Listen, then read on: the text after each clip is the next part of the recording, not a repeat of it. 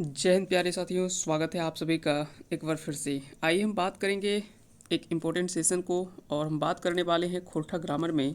आज ये पहला क्लास होगा आपका खोरठा ग्रामर का। ये आज का पहला सवाल और ये पहला क्लास होगा। यहाँ पे ग्रामर में आज हम मुख्य रूप से बात करेंगे संज्ञा यानी नाउन। संज्ञा में खोरठा में बता दें कि खोरठा में इसे संज्ञा या तो फिर संज्ञा कहा जाता है, ठीक ना। इसे संज्ञा या तो फिर संज्ञा, ये दोनों नाम से जाना जाता है मुख्य रूप से।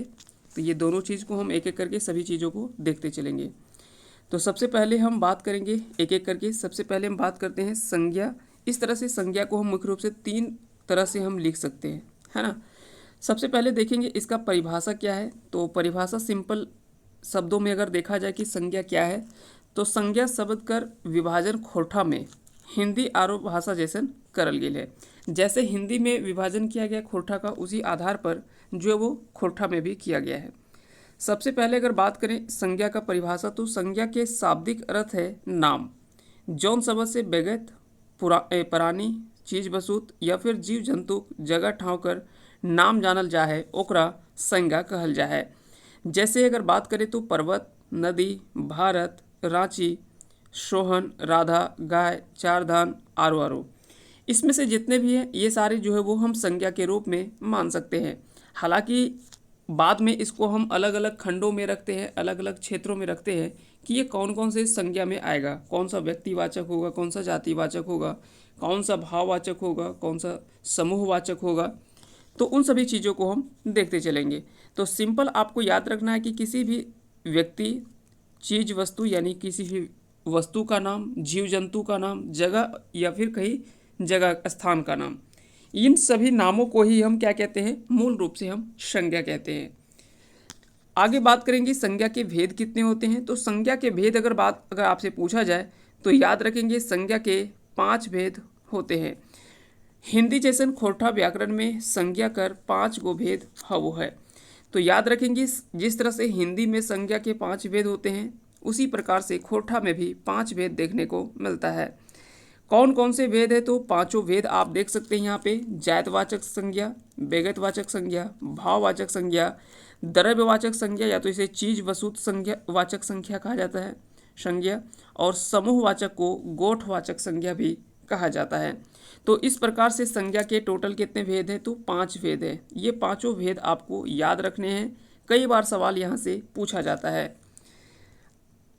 एक इम्पोर्टेंट नोट आप याद रखेंगे कि संज्ञा कर हिंदी में संज्ञा और अंग्रेजी में नाउन कहल जा है। जैसे जिस प्रकार से इंग्लिश में नाउन होता है, उसी प्रकार से हिंदी में इसे संज्ञा कहा जाता है। लेकिन अगर खोरठा में लिखा जाए तो इसे संज्ञा या तो फिर संज्ञा लिखा जाता है।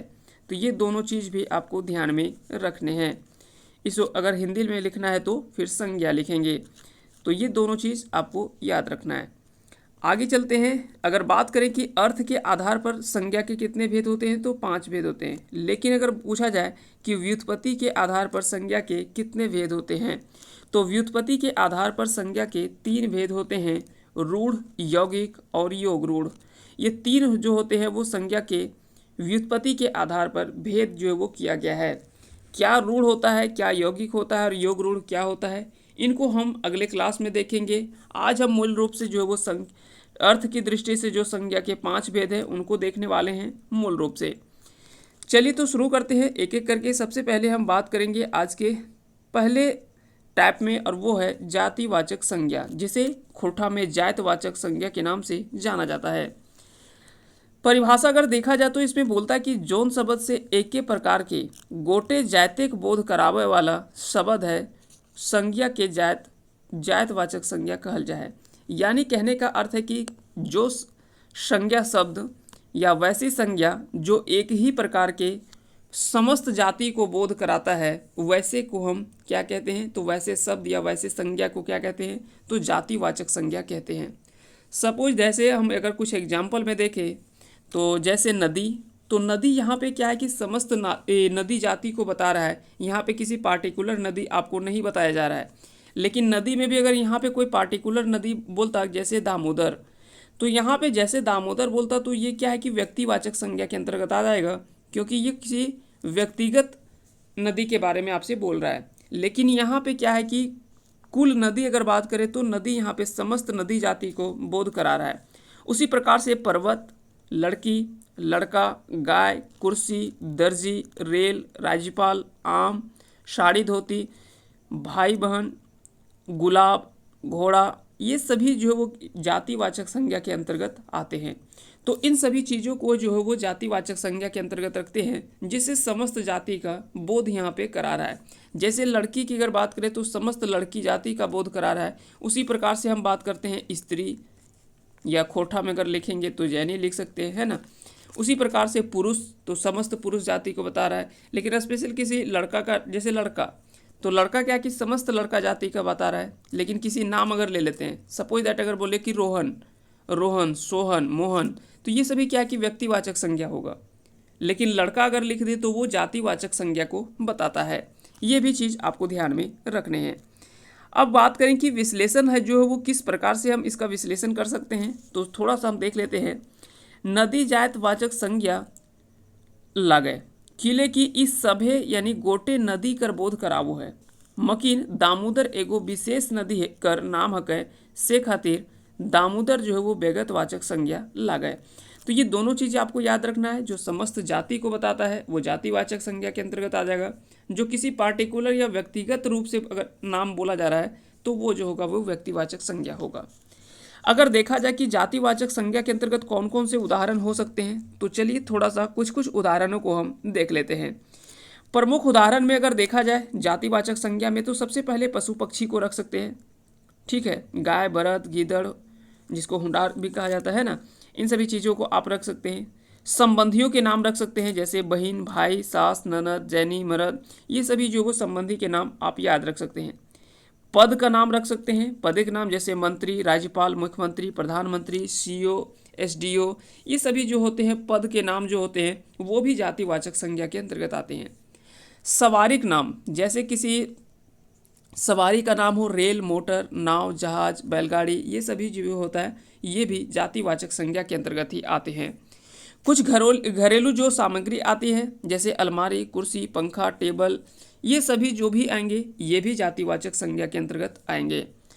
कुछ अवसर और घटना, जैसे कुछ अवसर, विशेष अवसर को अगर देखा जाए, कुछ अवसर को देखा जाए, जैसे बिहा, लड़ाई, उलगुलान, दुर्घटना, वोट, जैसे जिसको चुनाव कहते हैं, है ना, बैरसा, खेल, झगड़ा, ये सभी जो वो किसके अंतर्गत आता है, तो जातिवाचक संज्ञा के अंतर्गत आता है।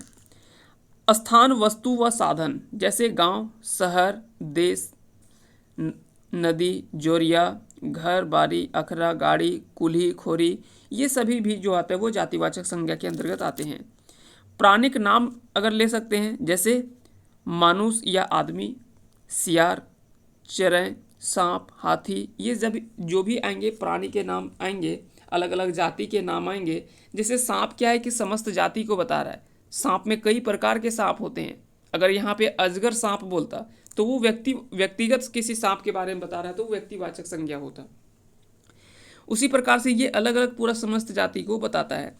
कुछ फूल, फल, सब्जी, ये सभी को जो भी फल, फूल, सब्जी है ये सभी भी जातिवाचक संज्ञा के अंतर्गत आते हैं। जैसे टेमरस, गेंदा, कमल, जामुन, भेलवा, ये सभी जो वो जातिवाचक संज्ञा के अंतर्गत आता है। तो उम्मीद करते हैं कि आपको ये समझ में आ गया होगा कि जातिवाचक संज्ञा मूल रूप से किसे कहते हैं।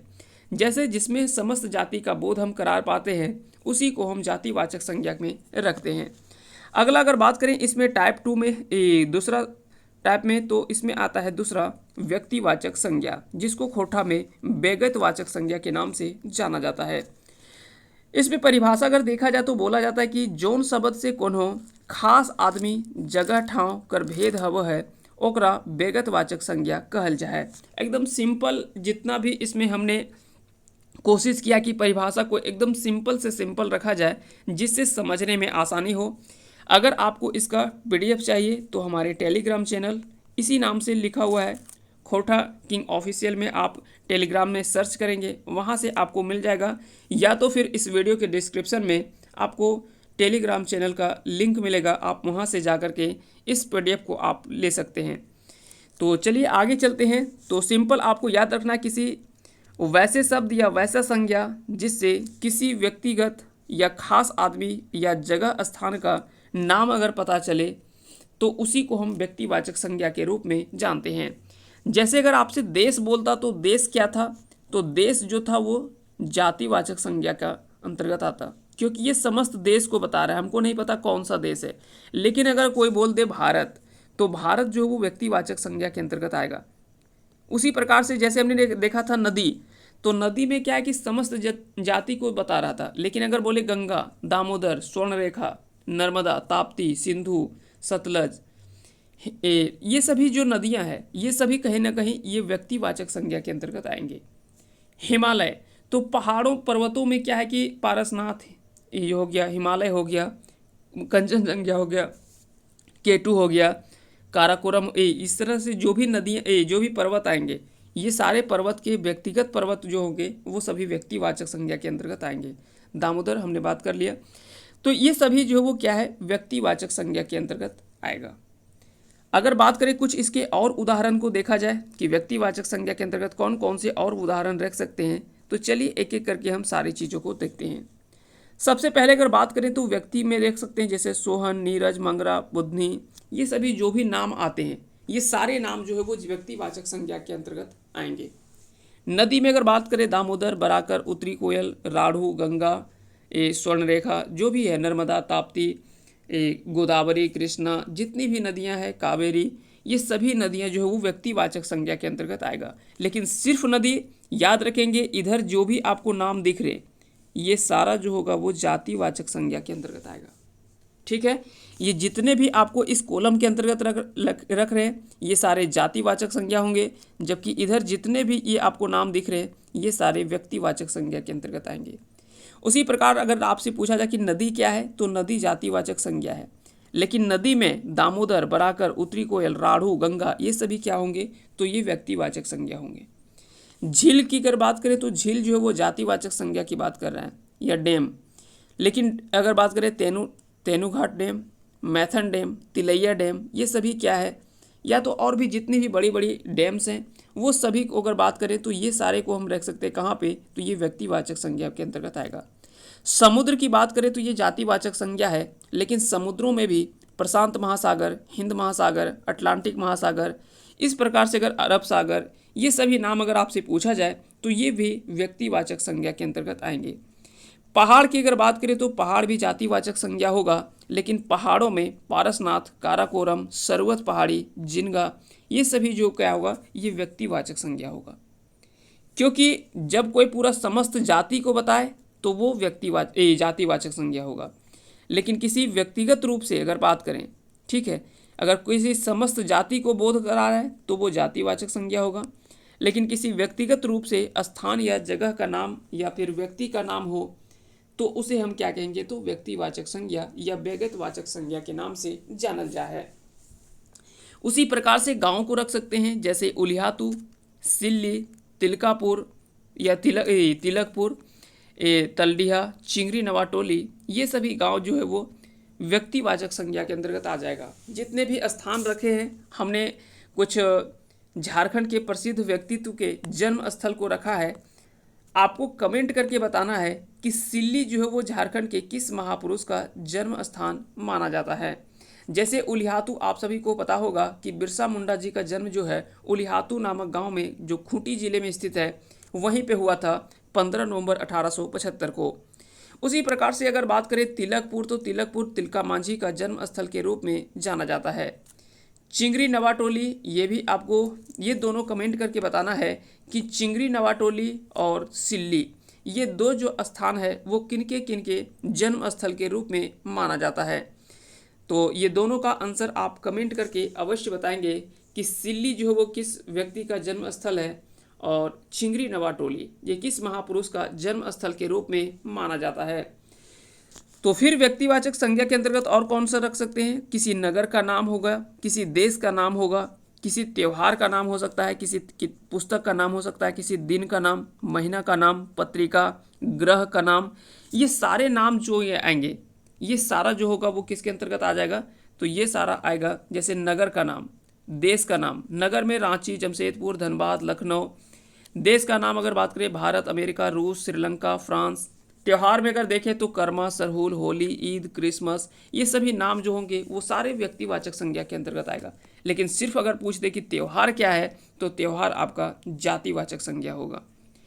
उसी प्रकार से अगर किताब बोले या पुस्तक बोले तो पुस्तक क्या है कि समस्त पुस्तकों की बात कर दे, लेकिन पुस्तकों में भी कुछ पार्टिकुलर पुस्तक की बात करें, जैसे दामोदर कोराय, फरेश डहर, गोदान, ये सभी बुक जो है वो क्या है, तो ये सारा बुक जो है वो व्यक्तिवाचक संज्ञा के अंतर्गत आएगा। दिन की अगर बात करें तो ये जातिवाचक संज्ञा है, लेकिन दिनों में भी अगर बोले अतवार, सोमवार, मंगल, बुध, शुक्र, शनिचर, ठीक है, बृहस्पति, इस तरह से अगर आपसे पूछा जाए तो ये सभी व्यक्तिवाचक संज्ञा के अंतर्गत आएंगे। महीना की अगर बात करें तो महीना में फागुन, चैत, वैशाख, जेठ, आषाढ़, सावन, ये सभी हो गया। उसी प्रकार से अगर यहाँ पे महिला को ले लें, अगर महिला को ले लें तो महिला क्या है कि जातिवाचक संज्ञा में आएगा। लेकिन महिला पे भी अगर नाम आपसे पूछ दे, राधा, कोमल, मंगरी, बुधनी, ये सभी नाम जो अगर आपसे पूछा जाए तो वो सारा क्या होगा, व्यक्तिवाचक संज्ञा होगा। उसी प्रकार से अगर बात करें पत्रिका, तो पत्रिका जो है वो जातिवाचक संज्ञा को बता रहा है, लेकिन पत्रिका में भी तितकी, लुवाठी, करील, इंडियन एक्सप्रेस, ये सारा नाम जो होगा वो क्या होगा, तो व्यक्तिवाचक संज्ञा के अंतर्गत आता है। आप सभी को पता होगा कि तितकी जो है वो खोरठा का पहली पत्रिका के रूप में जाना जाता है। तो ये सभी तो हम पहले कर चुके हैं क्लास में, तो चलिए आगे बढ़ते हैं। उसके बाद अगर बात करें तो अगला जो आता है वो है ग्रह। तो ग्रह को अगर बात करें तो ये समस्त जाति को बता रहा है ग्रह को, तो ये जातिवाचक संज्ञा होगा। लेकिन ग्रह में भी बुध, शुक्र, पृथ्वी और मंगल, ग्रह को मूल रूप से हम ग्रहों की संख्या में अगर बात करें तो टोटल 8 ग्रहों को हम देखते हैं।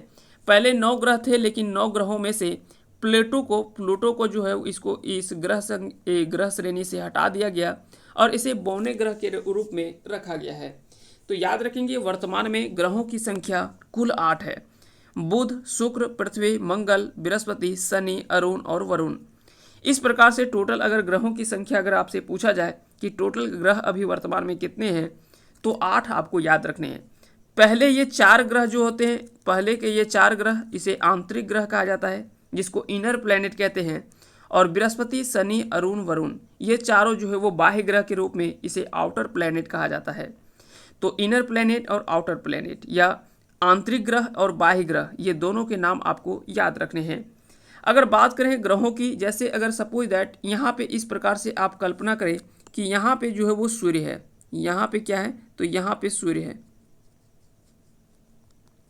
अब सूर्य से अगर देखा जाए तो दूरी के आधार पर सबसे पहले जो सबसे नज़दीक आता है वो ग्रह बुध है, फिर शुक्र आता है, फिर पृथ्वी, मंगल, बृहस्पति, शनि, अरुण और वरुण। अगर सूर्य से सबसे दूरी अगर बात करें, ये सूर्य है ना, तो सूर्य से अगर सबसे दूरी की अगर बात करें ग्रह कौन सा है, तो वरुण है। उसके पहले कौन सा है, तो अरुण है। सबसे नज़दीक कौन है, तो बुध है। तो इस प्रकार से इन चीज़ों को आप याद रख सकते हैं। साथ ही साथ कई तरह के सवाल यहाँ से पूछे जाते हैं, तो इन चीज़ों को हम बहुत ज़्यादा डीपली नहीं जाएंगे, क्योंकि आज हमारा विषय जो है वो थोड़ा अलग है। जैसे सबसे छोटा ग्रह अगर बात करें तो बुध को बोला जाता है। बुध और शुक्र ये 2 ऐसे ग्रह हैं जिसके कोई उपग्रह नहीं है। पृथ्वी और शुक्र ये दोनों को जुड़वा ग्रह के रूप में माना जाता है, क्योंकि ये दोनों का द्रव्यमान और लगभग जो घूर्णन का काल है या तो और किसी आधार पर ये दोनों लगभग सेम होते हैं। यही कारण है कि इसे जुड़वा ग्रह के रूप में जाना जाता है। ये भोर का तारा या सांझ का तारा शुक्र को कहा जाता है। सबसे गर्म ग्रह के रूप में अगर बात करें तो सबसे गर्म ग्रह के रूप में शुक्र को ही जाना जाता है। मंगल के बारे में आप सभी को बहुत चीज़ें पता ही होगी पहले से ही, जिसको लाल ग्रह के रूप में श्रेणी में रखा जाता है। साथ ही साथ याद रखेंगे बृहस्पति ये सबसे बड़ा अगर बात करें एक ग्रह है। किस आधार पर, तो ये द्रव्यमान के आधार पर यह बड़ा हो सकता है। लेकिन अगर बात करें कि ग्रह के उपग्रहों में, तो उपग्रह अभी अगर वर्तमान में बात करें तो सबसे ज़्यादा शनि के पास उपग्रह है, ये आपको याद रखना है। इसके पास 82 उपग्रह है, जबकि बृहस्पति के पास अगर बात करें तो टोटल 79 उपग्रह हैं। तो ये दोनों चीज़ आपको याद रखनी है। अरुण उसके बाद आता है, फिर उसके बाद वरुण है। अगर बात करें कि पृथ्वी का कौन सा उपग्रह है, तो पृथ्वी का उपग्रह है चंद्रमा। एक उपग्रह है पृथ्वी का चंद्रमा, और मंगल का 2 है, फोबोस और डिमोस, ये 2 उपग्रह हैं, है ना। ये चीज़ आपको ध्यान में रखने हैं। खैर चलिए, आज इसमें बहुत ज़्यादा हम उधर नहीं जाएंगे, आगे बात करते हैं। अगला जो बात करने वाले हैं वो हम बात करेंगे भाववाचक संज्ञा का। इसमें पहले हमने देखा जातिवाचक संज्ञा जो समस्त जाति का बोध कराता है। उसके बाद हमने देखा जैसे नदी, पर्वत, ये सभी था। लड़का, लड़की, स्त्री, पुरुष, ये सभी जो था वो जातिवाचक संज्ञा को बता रहे थे। व्यक्तिवाचक संज्ञा में हमने कई सारे टाइप्स देखे। नदी का नाम हो सकता है, व्यक्ति का नाम हो सकता है, स्थान का नाम हो सकता है, नगर का नाम हो सकता है, किसी पत्रिका का नाम हो सकता है, किसी पुस्तक का नाम हो सकता है, किसी धर्म का नाम हो सकता है, ठीक है, किसी त्योहार का नाम हो सकता है। ये सारी चीज़ें हमने देखा था। किसी महीना का नाम हो सकता है, किसी दिन का नाम हो सकता है, तो वो सभी व्यक्तिवाचक संज्ञा हमने देखा था। अब थर्ड में आता है आपका भाववाचक संज्ञा। जौन शब्द से ककरो गुण, दोष, दशा, भाव, क्रिया जानल जा है उ भाववाचक संज्ञा कहल जा है। जैसे किसी से हम उसके गुण को, उसके दोष को, उसके दशा और उसके भाव को हम जान सकते हैं, उसी को हम क्या कहते हैं, तो भाववाचक संज्ञा कहते हैं। जैसे बुढ़ारी, ईमानदारी, छुआली, मनुषाली, गिदराली, अनौती, ये सभी जो है, इन सभी चीज़ों को हम भाववाचक संज्ञा के रूप में रखते हैं। अगर बात करें इसमें कुछ उदाहरणों की, तो उदाहरण इसमें हम कुछ देख लेते हैं। कई सारे इसमें उदाहरण हैं, तो एग्जाम्पल एक एक करके हम सारी चीज़ों को देखते हैं। जैसे सबसे पहले आता है सुंदरय, प्रीत, घीन। तो घीन से क्या है कि एक वहाँ से थोड़ा सा भाव एक जगता है, थोड़ा सा किसी से ईर्ष्या करना, टान, दुख, व्यथा, गिदराली, चेंगराली, मतैनी, धधैनी, फुटानी, कुरचैनी, इतरैनी, मलकैनी, टिपानी, बोही, बांटा, अगरी, खैबाय, हंसबाय, ढड़नच, अजलैत, लंबाई, वीरता, बुढ़ापा, गिदराली, चमकैनी, अच्छा, अच्छाई, चौड़ाई, मिठास, लंबाई, वीरता, ईमानदारी, क्रोध, मिठास, यौवन, कालिमा, छुआली, गिदराली, बुढ़ारी। ये सभी नाम जो होंगे वो आपके भाववाचक संज्ञा के अंतर्गत आएगा। इतने सारा नाम इसमें हम शामिल करने का एक ही मेरा मुख्य रूप से उद्देश्य है, ताकि ज़्यादा से ज़्यादा शब्दों से आपको रूबरू करवाया जाए। इतना उदाहरण हमने लिया है, इसके कारण एक ही है। इसमें 2-3 एग्जाम्पल के रूप में हम दिखा करके हम आगे बढ़ सकते हैं, लेकिन इतना एग्जाम्पल लेने का अर्थ है कि कम से कम जब आप एग्ज़ाम में बैठे तो आपको यही एग्जाम्पल में से आपको सवाल देखने को मिल जाए। तो ये कोशिश किया गया है, बस उसी को आधार लेकर के हम आगे बढ़े हैं। तो इन सभी चीज़ों को, इतने में से जो भी शब्द आपको देखा जाए तो ये सारे शब्द जो होंगे वो भाववाचक संज्ञा के अंतर्गत आएगा। ठीक है, तो हमने पहले देखा जातिवाचक संज्ञा, फिर व्यक्तिवाचक संज्ञा, उसके बाद थर्ड में हमने देखा भाववाचक संज्ञा। आगे हम बात करेंगे जातिवाचक संज्ञा से भाववाचक संज्ञा। अब जैसे सपोज दैट आप याद रखें कि कुछ ऐसे जातिवाचक संज्ञा शब्द हैं जिससे हम भाववाचक संज्ञा बना सकते हैं। जैसे बूढ़ा से बुढ़ारी, पुरखा से पुरखौती, पहान से पहने, चेंगा से चेंगराली। ये सभी शब्दों को क्या है कि जातिवाचक संज्ञा था, उसको हमने भाववाचक संज्ञा के रूप में बदल दिया। उसी प्रकार से कुछ विशेषण शब्द होते हैं, विशेषण शब्द से भी हम उसे भाववाचक संज्ञा के रूप में बदल सकते हैं। जैसे गरम, तो गरम एक विशेषता बता रहा है, लेकिन इसमें गर्मी कर दें तो ये क्या है, ये हमको भाववाचक संज्ञा बता रहा है। कनकन, तो कनकन या ठंडा जिसको बोलते हैं, है ना, तो ये एक विशेषता बता रहा है, लेकिन कनकनी अगर कर दे तो ये भाववाचक संज्ञा के अंतर्गत आएगा। लंबा हो गया विशेषण, लंबाई हो गया व्यक्ति भाववाचक संज्ञा। कुकुह क्या हो गया, तो ये विशेषण है, जबकि कुहकुही ये हो जाएगा आपका भाववाचक संज्ञा। क्रिया से भी बना सकते हैं, जैसे लड़ेक लड़ाई हो जाएगा, मारेक मायर, तो ये दोनों जो हो जाएंगे वो क्या होंगे, ये भाववाचक संज्ञा होगा। सर्वनाम से भी बना सकते हैं आप, जैसे आपन से अपनौती, तो ये भी क्या होगा, भाववाचक संज्ञा के अंतर्गत आएगा। कुछ गुण से भी आप इससे चेंज कर सकते हैं, जैसे चतुराई, सुंदरय, चढ़ान, नभान, ये सभी जो है वो भी क्या अंतर्गत आएगा, तो ये भी भाववाचक संज्ञा के अंतर्गत आएंगे, जिससे किसी न किसी एक गुण को बताता है। जैसे चतुराई, तो चतुराई में यहाँ पे एक चतुर, वह चतुर है, एक उसके गुण को बता रहा है। सुंदरय यानी वह उसकी सुंदरता को, थोड़ा सा उसके गुण को बता रहा है। चढ़ान यानी वहाँ पे क्या है कि चढ़ान है। नभान यानी डाउन जिसको बोला जाता है ना। तो इस प्रकार से क्या है कि किसी के गुण, दोष, दशा, इन सभी चीज़ों के बारे में अगर दिखाया जाए तो उस, या फिर किसी क्रिया जैसे शब्द को दिखाया जाए, जैसे लड़े में हम चेंज करके हम इसे भाववाचक संज्ञा में लड़ाई बना दिए, मारे को क्या कर दिए, तो मायर कर दिए। तो इस तरह से हम बदल करके भी हम भाववाचक संज्ञा के रूप में लिखा जा सकता है। आइए चौथे संज्ञा के प्रकार में चौथा टाइप जो हम देखने वाले हैं वो है द्रव्यवाचक संज्ञा। इसे चीज वस्तु संज्ञा भी कहा जाता है। तो चीज वस्तुवाचक या तो फिर द्रव्यवाचक संज्ञा के रूप में जाना जाता है।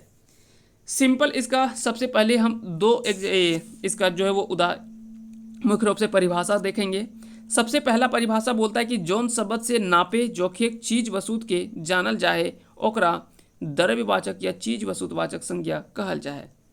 या तो फिर सिंपल में अगर आपको याद रखना है सबसे सिंपल, तो वैसन चीज वस्तु जकरा नापल या जोखल जाए पारे ओकरा द्रव्यवाचक संज्ञा कहल जाए। अब यहाँ पे आपको सिंपल याद रखना है, वैसे शब्द या वैसे संज्ञा को हम द्रव्यवाचक संज्ञा कहते हैं जिसे नाप या जोख जा सकता है, ठीक ना। तो वैसे शब्द या जौन शब्द से नापे जोखे चीज वस्तु के जानल जाए ओकरा द्रव्यवाचक संज्ञा कहल जाए। आइए कुछ उदाहरण देखते हैं, उसके बाद हम आगे बढ़ेंगे। सबसे पहला अगर उदाहरण इसमें देखा जाए तो पानी, तेल, आटा, चाउर, सोना, खाटी, माची, चांदी, लोहा, तांबा, चीनी, लुगा, ऊन, घी, दही, धुआं, ऑक्सीजन, ये सभी को उदाहरण को हम क्या है किस में रखेंगे, तो ये सभी चीज वस्तुवाचक संज्ञा या तो फिर द्रव्यवाचक संज्ञा के अंतर्गत रखते हैं। द्रव्यवाचक संज्ञा तीन रूप में आपको देखने को मिल सकता है, या तो वो ठोस हो सकता है, या तो वो द्रव्य हो सकता है, या गैस हो सकता है। क्योंकि आप सभी को पता ही है कि पदार्थ की तीन रूप में बांटा गया है, ठोस, द्रव्य और गैस, है ना। इसमें हालांकि 5 भी मिलता है, कई जगह पे प्लाज्मा चौथा मिलता है, और बॉस आइंस्टीन कंडेंसेट ये 5वां टाइप होता है, पदार्थ की 5वीं अवस्था होती है, ठीक ना। लेकिन उसमें खैर हम अभी नहीं जाएंगे। तो कई बार पूछा जाता है कि पदार्थ की कुल कितनी अवस्था है, तो पदार्थ की कुल 5 अवस्था है ना, ठोस, द्रव्य, गैस। चौथा होता है आपका, चौथा जो होता है वो प्लाज्मा होता है, और 5वां जो होता है वो आपका क्या होता है, तो 5वां होता है boss Einstein condensate. Boss Einstein condensate, तो ये भारत के बोस और आइंस्टीन ये दोनों ने मिलाकर एक सिद्धांत दिया था, उसी को बॉस आइंस्टीन कंडेंसेट कहा जाता है। तो उन चीज़ों को, ये साइंस का पार्ट है, जब हम उन चीज़ों को देखेंगे तो वहाँ पे हम इन चीज़ों को समझते चलेंगे। फिलहाल अभी हम बात करेंगे खोरठा को लेकर, तो विषय से विषयांतर अभी हम नहीं करेंगे क्योंकि फिर उधर जाएंगे तो भटक जाएंगे। तो ठोस में अगर बात करें तो सोना, चांदी, तांबा, लोहा, ये सभी जो होगा वो ठोस द्रव्यवाचक संज्ञा के अंतर्गत आएगा, क्योंकि ये सारे ठोस पदार्थ हैं। उसी प्रकार से द्रव रख सकते हैं, जैसे पानी, तेल, दूध, घी, दही, ये सभी जो है वो, क्योंकि इसे माप भी सकते हैं, तौल भी सकते हैं। ठोस में और भी कई सारी चीज़ आएंगे, जैसे चावल आ सकता है ना, खाटी आ सकता है, चीनी आ सकता है, लोहा हो गया, ये सभी जो वो इनको हम ठोस में रख सकते हैं। द्रव्य में अगर बात करें तो पानी, तेल, दूध, घी, दही, ये सभी जो जितने भी लिक्विड फॉर्म में जितना भी होगा, यानी द्रव रूप में जितने भी पदार्थ होंगे, उन सभी के नाम को किस में रखेंगे, तो द्रव्यवाचक संज्ञा के अंतर्गत रखेंगे। उसी प्रकार से गैस की अगर बात करें तो धुआं, ऑक्सीजन, ये सभी को अगर हम बात करें तो ये भी हम द्रव्यवाचक संज्ञा के रूप में रख सकते हैं, जिसे चीज वस्तुवाचक संज्ञा के रूप में जाना जाता है। आइए हम बात करते हैं अगले टाइप की, और अगला टाइप जो है वो है आपका गोठवाचक संज्ञा या समूहवाचक संज्ञा। संज्ञा का ये कह सकते हैं कि 5वां भेद है और संज्ञा का अंतिम भेद है। इससे पहले हम एक एक करके फिर से एक बार रिवाइज कर लेंगे। 5वां भेद पहले हम पढ़ लेते हैं, उसके बाद सारे भेद को एक एक करके हम डिफाइन कर लेंगे, एक बार रिवाइज कर लेंगे। सबसे पहला आता है गोठवाचक संज्ञा या तो फिर समूहवाचक संज्ञा। तो गोठवाचक संज्ञा यानी जोन संज्ञा शब्द से कौन हो एक व्यगत कर बोध नाय कराय के गोटे समुदाय कर समूह के बोध कराव है ओकरा गोठवाचक या समूहवाचक संज्ञा कहल जाए। सिंपल आप ये याद रखना है कि जहाँ से आपको भीड़ भाड़ जैसा शब्दावली आपको देखने को मिले तो वैसे को हम समूहवाचक संज्ञा या गोठवाचक संज्ञा कहते हैं। जैसे अगर बात करें तो बरग, गुच्छा, पेठिया बाजार को कहा जाता है, ये भी आपको याद रखने हैं। घोद, घोपा, माला, जतरा जिसको मेला कहते हैं, हेलवा, फौज हो गया, बरियात हो गया, बुटझार, बैठकी, सभा, दल, गिरोह, ये सभी जो है वो क्या है एक समूह को बताता है जहाँ पे भीड़ इकट्ठा होता है। जैसे सभा हो गया, सम्मेलन हो गया, बाजार हो गया, मेला हो गया, कहीं पे आपको सेना सब हो गया। तो ये सभी क्या है कि फौज जिसको बोलते हैं, है ना। तो वहाँ पे क्या है कि भीड़ भाड़ की बात हो जा रही है। सभा कहीं पे सम्मेलन हो रहा है, तो वहाँ पे क्या कि जहाँ पे समूह या तो कहीं कह सकते कि भीड़ का इकट्ठा हो तो उसी को गोठवाचक संज्ञा के रूप में जाना जाता है। जैसे कई बार आपने सुना होगा कि गाय का गोठवार, गाय का गोठवार, तो वहीं पे क्या है कि गोठवार मतलब क्या हो गया कि जहाँ पे सारे गाय बैल इकट्ठा यानी सभी जानवर जहाँ पे इकट्ठा होते हैं उसको क्या है कि उसको गोठवार कहा जाता है। तो यहाँ पे कई सारे जो वो जानवर होते हैं उपस्थित। तो यहाँ पे क्या है कि एक समूह की बात की जा रही है, यहाँ पे एक भीड़ भाड़ जगह की बात की जा रही है, इसीलिए इसे गोठवाचक संज्ञा ही कहा जाता है खोठा में। समूहवाचक संज्ञा, इसे हिंदी में याद रखना, दोनों नाम आपको ध्यान में रखने हैं। दोनों चीज़ों को हमने लिख दिया है ताकि आप कन्फ्यूजन ना हो। जैसे द्रव्यवाचक संज्ञा को चीज वस्तु वाचक संज्ञा के नाम से भी जाना जाता है। कई बार किताब में चीज वस्तु से पूछा जाता है, या तो फिर वस्तुवाचक संज्ञा पूछा जाता है, या तो कई जगह पे आपको द्रव्यवाचक संज्ञा भी मिलता है। तो अलग अलग नाम करके क्या है कि ये स्टूडेंट को थोड़ा सा भ्रमित करने के लिए या कन्फ्यूजन करने के लिए इन शब्दों का उपयोग जो वो कर लेता है एग्जामिनर। अगला देख लेते हैं, इसमें से कुछ उदाहरण हम देखते हैं। जैसे अगर व्यक्ति गोठवाचक संज्ञा की अगर बात करें या समूहवाचक संज्ञा की बात करें तो उसमें कितने उदाहरण हो सकते हैं। जैसे नक्षत्रों का मंडल, नक्षत्र में कई सारे नक्षत्र रख सकते हैं। तारों का पुंज, कई सारे तारा रख सकता है। पर्वतों की श्रृंखला, उसमें कई सारे पर्वत होते हैं। फूलों, अंगूरों या कुंजियों का गुच्छा, फूल का गुच्छा हो सकता है, अंगूरों का गुच्छा हो सकता है, कुंजियों का गुच्छा जैसे चाबी का गुच्छा हो सकता है। तो ये सभी को हम क्या है, ये सभी को समूहवाचक संज्ञा या गोठवाचक संज्ञा में रख सकते हैं। गुलों या फूलों का दस्ता, लताओं का कुंज, केले का घौंद, क्योंकि आपने देखा होगा कि एक कांधी अगर केला है तो उसमें कई सारे केले लगे होते हैं, है ना। तो इसको भी हम किस में रख सकते हैं, तो इसको भी हम समूहवाचक संज्ञा के रूप में रख सकते हैं। तो ये चीज़ आपको याद रखनी है। उसी प्रकार से अनाजों का ढेर, भेड़ों का झुंड, टिड्डियों, यात्रियों या घुड़सवारों या वक्ताओं का दल, ये सभी को, ऊँटों या यात्रियों का काफिला या कारवां। उसी प्रकार से अगर बात करें तो चोर डाकू, लुटेरा, पॉकेटमार, अपराधी, ये सभी का गिरोह। कवियों, लेखकों, गायकों, मूर्खों, विद्वानों, ये सभी की मंडली। राजनीतिज्ञों का गुट। राज्यों, मजदूरों, कर्मचारियों का संघ, क्योंकि इस संघ में कई बार आपने पढ़ा होगा स्टूडेंट यूनियन, है ना, यानी छात्रों का संघ। मजदूर संघ, यानी जो भी मजदूर वहाँ पे काम करने वाले हैं, लेबर यूनियन जिसको कहा जाता है। राज्यों का संघ, यानी राज्यों का संघ ले सकते हैं, है ना।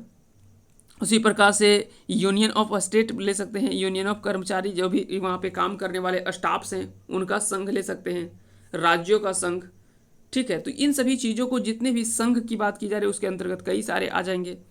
अच्छे उद्देश्यों के लिए अच्छे व्यक्तियों का शिष्टमंडल और कार्यों की सूची, जो भी किसी कार्य की जा रही है तो उसकी एक पूरी सूची होती है, तो वहाँ पे भी एक समूह की बात की जाती है, क्योंकि वहाँ पे कई सारी सूचियों को तैयार किया जाता है। तो इस प्रकार से संज्ञा के कुल 5 भेद हमने बात किया। एक एक करके थोड़ा सा हम रिवाइज कर देते हैं, उसके बाद फिर हम आगे बढ़ेंगे। सबसे पहले जो हमने देखा वो हमने देखा व्यक्तिवाचक संज्ञा। सबसे पहले हमने देखा व्यक्तिवाचक संज्ञा या व्यक्तिवाचक संज्ञा के रूप में हमने सबसे पहले बात की। दूसरा हमने बात की सबसे पहले हमने जातिवाचक संज्ञा की बात की थी, खैर चलिए कोई बात नहीं। तो व्यक्तिवाचक संज्ञा यानी किसी व्यक्तिगत रूप से, अगर बात करें किसी व्यक्तिगत रूप से किसी चीज़ की बात की जा रही है, जैसे नदी में गंगा, दामोदर, कृष्णा, नर्मदा, ताप्ती, जो भी है, ब्रह्मपुत्र, सिंधु, सतलज, रावी, झेलम, चिनाब, ये सभी नदियाँ जो है, तो ये सभी नदियों को हम व्यक्तिवाचक संज्ञा के रूप में रखते हैं। उसी प्रकार कई सारे पर्वत हैं, हिमालय हो गया, ये ठीक है, ये पारसनाथ हो गया, सरवत पहाड़ी हो गया, तो ये सभी नदियों, ये पहाड़ों को अगर बात करें तो वो भी व्यक्तिवाचक संज्ञा के अंतर्गत आएगा। दूसरा हमने देखा जातिवाचक संज्ञा। तो जातिवाचक संज्ञा ठीक उसी प्रकार से जो समस्त जाति का बोध कराता है। व्यक्तिवाचक संज्ञा जो किसी व्यक्तिगत जाति, ये व्यक्ति का नाम या स्थान का नाम बताता है। तीसरा हमने देखा भाववाचक संज्ञा। चौथा हमने देखा कि द्रव्यवाचक संज्ञा या तो फिर चीज वस्तुवाचक संज्ञा। और पांचवा हमने बात किया समूहवाचक संज्ञा या फिर गोठवाचक संज्ञा। तो भाववाचक संज्ञा जिससे जो है वो उसके किसी उद्देश्य का पता चले, जैसे दशा, दिशा, थोड़ा उसका गुण का पता चल रहा हो, तो ये सभी चीज़ों को भाववाचक संज्ञा के हम रखते हैं। द्रव्यवाचक संज्ञा की अगर बात करें तो ये चीज वस्तुवाचक संज्ञा जिसको मापा या तौला जा सकता है उसे हम द्रव्यवाचक संज्ञा या तो फिर चीज वस्तुवाचक संज्ञा के रूप में रखते हैं। जहाँ पे भीड़ भाड़ इलाके की बात की जा रही है उसे हम समूहवाचक संज्ञा या तो फिर गोठवाचक संज्ञा में रखते हैं। तो ये संज्ञा के मुख्य रूप से 5 भेद हैं। आगे हम बात करते हैं कुछ और महत्वपूर्ण फैक्टों को देख लेते हैं, उसके बाद हम आगे बढ़ेंगे और फिर अगला सेशन आपका इसी तरह से क्लास जो है वो एक एक करके टॉपिक वाइज आपका चलेगा।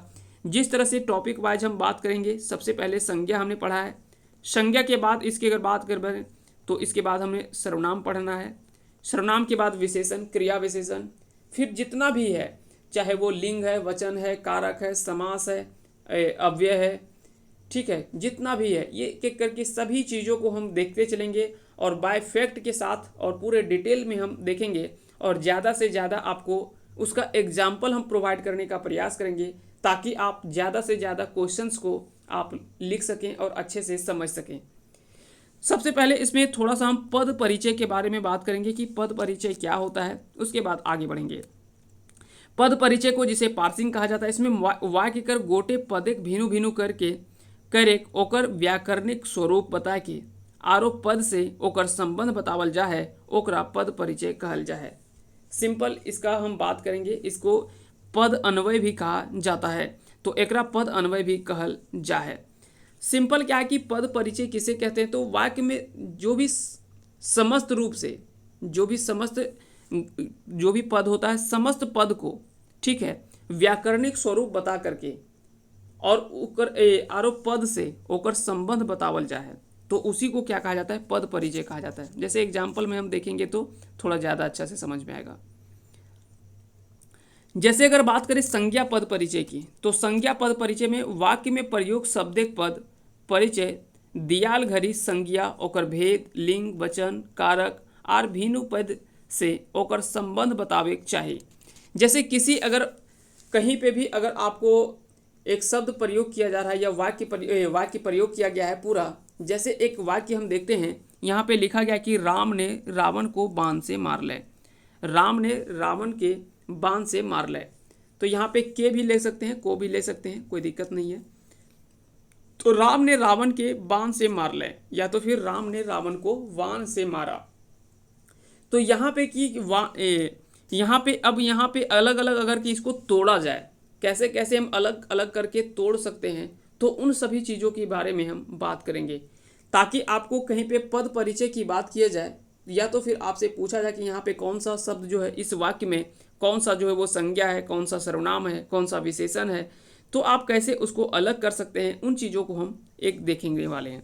जैसे सबसे पहले अगर बात करें कि राम ने रावण को बाण से मार ले, तो यहाँ पे जितना भी हमने लाइन किया है डॉटेड लाइन, ये सभी को अपने आप में एक अलग नाम से जाना जाता है। जैसे सपोज दैट करें कि राम, तो राम सबसे पहले क्या है, एक तो संज्ञा है, संज्ञा में भी किस प्रकार का संज्ञा है, तो यह व्यक्तिवाचक संज्ञा है।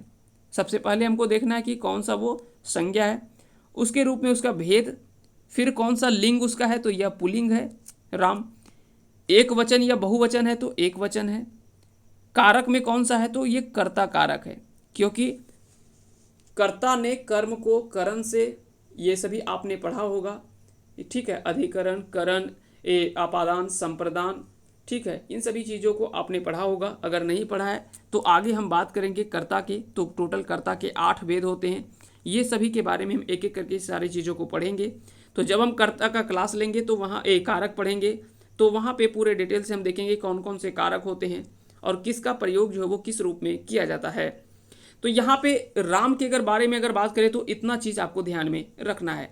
तो संज्ञा सबसे पहला है, यह व्यक्तिवाचक संज्ञा है, यह पुल्लिंग है, यह एक वचन होगा और यह कर्ता कारक के रूप में यहाँ पे उपयोग किया गया है कि राम ने, तो यहाँ पे ने जिसके साथ उपयोग किया गया है तो यहाँ पे क्या होगा, कर्ता कारक होगा। मारा यहाँ पे क्या है, तो क्रिया का कर्ता है ना, क्रिया का कर्ता है मारा। जैसे यहाँ पे हम खोटा में मार ले सकते हैं, है ना, मार ले, तो मारना क्या है, यहाँ पे क्रिया का कर्ता रूप में देख सकते हैं। अगला अगर बात करें तो यहाँ पे अगला आता है रावण। तो रावण अगर बात करें तो सबसे पहले तो यह संज्ञा है, संज्ञा शब्द है।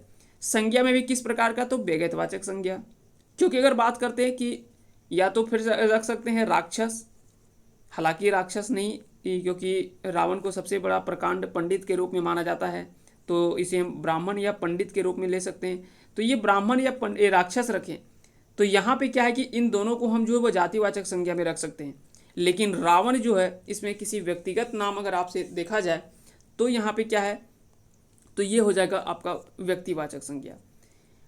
अगर बात करें अब इस स्त्रीलिंग या पुल्लिंग है, तो यह पुल्लिंग है। किस तरह का वचन का प्रयोग किया गया, तो एक वचन, क्योंकि जहाँ पे एक का बात करें तो एक वचन, जहाँ एक से अधिक की बात किया जाए तो उसे बहुवचन कहा जाता है। यहाँ पे रावण किस रूप में दिखाया गया, तो कर्म कारक के रूप में, क्योंकि जिसके साथ को लगा हो, कर्ता ने कर्म को करण से, यानी जिसमें साथ से लगा हो तो उसे एक करण कहते हैं, करण कारक कहते हैं। और जिसके साथ को लगा हो तो उसे कर्म कारक कहते हैं, जिसको कर्म कारक कहते हैं। और जिसके साथ ने लगा हो तो उसे हम कर्ता कारक के रूप में जानते हैं। इसी प्रकार से अपादान, जैसे गाछ से फल गिर ले, तो से वहाँ पे क्या होगा, वहाँ पे से जो उपयोग किया जाता है वो से होता है अपादान कारक। जहाँ पे एक दूसरे से अलगाव की स्थिति देखने को मिले तो वहाँ पे उसे हम अपादान कारक कहते हैं। संबंध कारक की अगर बात करें तो का, को, के, ये सभी जो होता है तो वो सभी संबंध कारक के रूप में देखते हैं। उसी प्रकार से तीसरा यहाँ पे है वान। तो वान यहाँ पे क्या है, तो सबसे पहले तो ये संज्ञा शब्द है, जातिवाचक संज्ञा है, पुल्लिंग है, एक वचन है, और यह करण कारक के रूप में उपयोग किया गया है। यहाँ पे मारा क्या है, तो क्रिया का साधन है, क्योंकि बाण क्या है, मारना। तो मारने के लिए किसका उपयोग किया गया, तो बाण। मारने के लिए किसका प्रयोग किया गया, लाठी का। मारने के लिए किसका प्रयोग किया गया, बंदूक का। तो ये सभी क्या है, क्रिया के साधन है। यानी मार रहा है तो आखिर में किससे मार रहा है, तो उसके लिए कोई साधन होना चाहिए ना। तो ये सभी जो शब्द हैं वो सभी क्रिया के साधन हैं। जैसे रावण, तो यहाँ पे क्या था, क्रिया का कर्म था, क्रिया का कर्म था। तो राम ने रावण को वाण से मारा। तो इस प्रकार से अगर इस पूरे वाक्य को अगर हम अलग अलग तोड़ करके देखें तो इस प्रकार से हम भिन्न भिन्न रूप से लिख सकते हैं। उसके बाद ये एक चीज़ आपको मुख्य रूप से याद रखना है कि संज्ञा कर रूप परिवर्तन जो है लिंग वचन कारक के अनुरूप हो वो है। तो संज्ञा के रूप में परिवर्तन अगर देखा जाए तो लिंग के रूप में, वचन के रूप में और कारक के रूप में, अनुरूप में जो है वो हो सकता है। क्योंकि यही आपने देखा होगा कि दोनों का अलग अलग वचन हो सकता है, कारक हो सकता है, लिंग अलग अलग हो सकता है, कोई स्त्रीलिंग हो सकता है, कोई पुल्लिंग हो सकता है, कोई एक वचन हो सकता है, कोई बहुवचन हो सकता है। कारक में भी अलग अलग कारकों के रूप में देखा जा सकता है। तो इस प्रकार से संज्ञा का ये कह सकते हैं कि क्लास पूरा था। इसमें तीन चीज़ आपको थोड़ा सा अधूरा लग रहा होगा, जैसे योग, योग रूढ़, योग रूढ़ और यौगिक, है ना, योग रूढ़ और यौगिक, ये तीन चीज़ आपको छूट रहा है इसमें। तो इन चीज़ों को हम बात करेंगे, जल्दी ही बात कर लेंगे। इसमें भी एक हम वीडियो लेकर के आएंगे, इसका पार्ट 2 हम बात करेंगे। तो उसमें योग, यौगिक और योग रूढ़, तो इन चीज़ों को हम जो है वो देख लेंगे। उसके बाद हम बात करेंगे, अगला टॉपिक जो होगा आपका सर्वनाम होगा। तो उम्मीद करते हैं और हम कोशिश करेंगे कि जहाँ तक आपसे आसान भाषा में, आसान से आसान भाषा में आपके बीच में या आपके समक्ष में ये सारी चीज़ों को लाया जाए, जिससे आपको यहाँ से बेनिफिट्स हो सके। चलिए तो मिलते हैं अगले वीडियो में। उम्मीद करते हैं कि आज का ये वीडियो सेशन आप सभी को पसंद आया होगा। अगर पसंद आया होगा तो इस वीडियो को लाइक करें, साथ ही साथ चैनल पे नए हैं तो चैनल को सब्सक्राइब करें और बेल आइकन को प्रेस करें, ताकि इसी तरह का वीडियो आपको इस चैनल पे आपको मिलता रहे और आप इससे बेनिफिट्स उठाते रहें। तो आप सभी को तहे दिल से बहुत बहुत धन्यवाद अंत तक बने रहने के लिए। एक बार फिर से जय हिंद, जय भारत।